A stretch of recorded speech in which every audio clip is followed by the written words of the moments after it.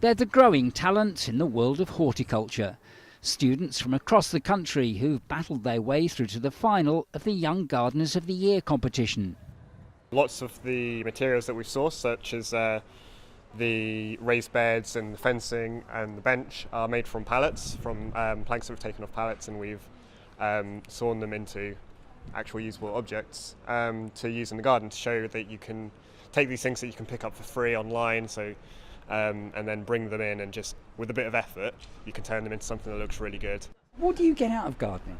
I have disabilities, I have fibromyalgia and I have arthritis, and I find that it helps me with pain management and mentally as well, so I don't tend to take so many tablets because my mind's active, so it's a really good way of doing pain management. If anyone wants to get out there, do it. Do it. I had never worked with wood before, so I've learned to use lots of different tools and just to build stuff, really. Do you think young people bring something special?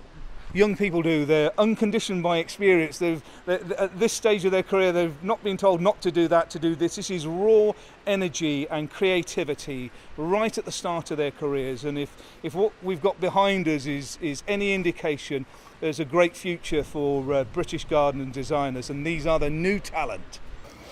Well, the students have been planning and working on their gardens for months, but they've only had a few days to put them together on site. And now's the moment when all that hard work is going to be judged. The students had been asked to create a back garden for an urban house with an emphasis on sustainability. The expert judges were also looking for use of local and natural materials. In the end, there could only be one outright winner, although thousands of people will be able to see all the gardens as they'll be on display over the weekend. Kevin Ashford, ITV News.